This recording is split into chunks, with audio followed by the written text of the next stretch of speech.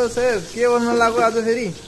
हजुर आज चाहिँ एकदम नेपाली स्टाइलमा टिपिकल नेपाली स्टाइलको तास गराउन लाग्यो भाइ।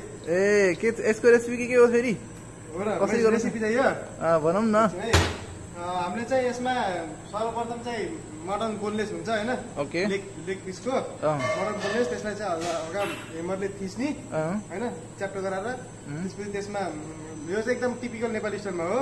ओके। त्यही भएर मैले चाहिँ मस्टर्ड ओइल तोरीको तेल हालेँ हैन, अनि नेपाली मसला, पिन्च अफ नेपाली मसला, नेपाली मसला त के जान्छ थाहै होला, के जान्छ सर? जिरा धनिया जिन्जर गार्लिक पेस्ट यिनीहरू जान्छ हैन, नेपाली स्टाइलमा टक्क सिलटमा पिसेको। अनि सल्ट पेपर सल्ट गयो हैन, अनि त्यसपछि टक्क तिम्बु जान्छ, यसलाई मजाले मोल्ने, अनि होल गार्लिक होल जिन्जर गयो हैन, अनि यसलाई एकदम मजाले मोल्ने, रेस्ट दिने आधा घन्टा जति हैन, आधा घन्टा जति रेस्ट दिएपछि यहाँ पनि तोरीको तेल हाल्ने यसमा है। Okay okay okay okay. यसमा तोरीको तेल हालेपछि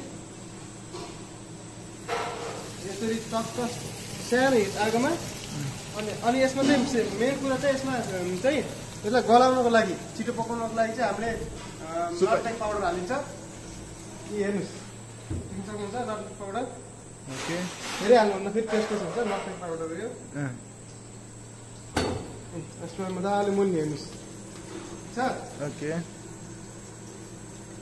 अनि यसलाई एउटा एउटा गरेर हाल्ने सानो आगो है, हाल्दै गर्नु त सर।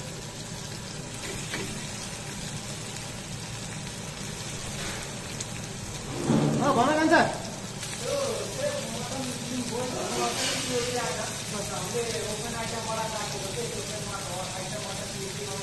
मलाई बिल देखाऊ, बिल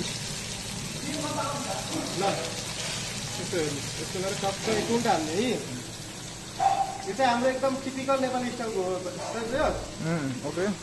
यसमा एकदम नेपाली टेस्ट आउँछ। अनि टक्क माथिबाट सर जिन्जर र अदुवा काटेको हुन्छ नि, त्यसमा हामी स्पाइसीको लागि थोरै हरियो खोर्सानी हाल्ने है थिचेर। ओके ल। कलर त वाउ आउँछ त हौ। एकदम कलर पनि वाउ आउँछ, खाँदाखेरि वाउ हुन्छ त्यो। ए ल। अनि यसलाई ढाक्दिने एकछिन है, यसलाई मजाले ढाक्ने। अबको 30-45 सेकेन्डपछि फेरि एकचोटि यसलाई चेन्ज गर्नुपर्छ है।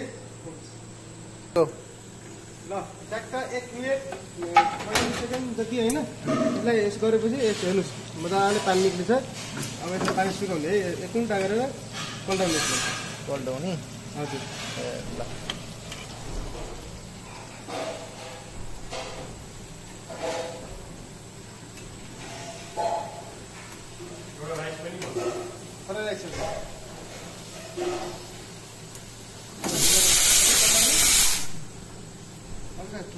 त्यो कुकर गयो आलु आलु हजुर, आलु पोज गर्दै ए यार बन्द भयो। अर्को अर्को त्यसलाई म गर्नु। अनि पाकिसकेपछि टक्क एउटामा घिउ तोरीको तेल छ नि बसेको, त्यसलाई चाहिँ साइड राख्ने, चिकनलाई मटनलाई।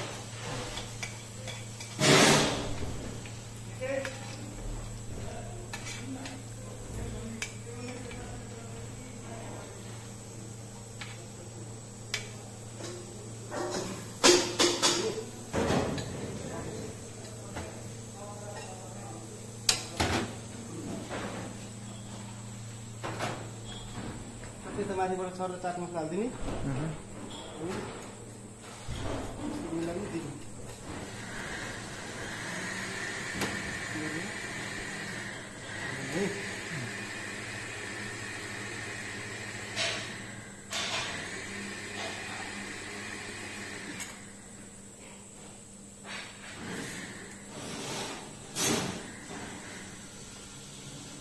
सबको माथिबाट चाहिँ अदुवा र लसुन हुन्छ नि, त्यो हालिदिनु।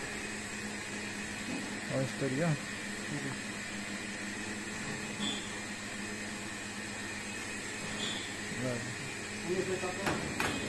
यसमा चाहिँ थोरै भट्टा रोस्ट गरेको है, यो रोस्ट भट्टा। अनि यसमा अलिकति चिउरा रोस्ट जिन्जर है यसलाई अघिको मटनको जसमा ग्रेभी थियो तेल थियो बसेर त्यसमा भुटेर हुन्छ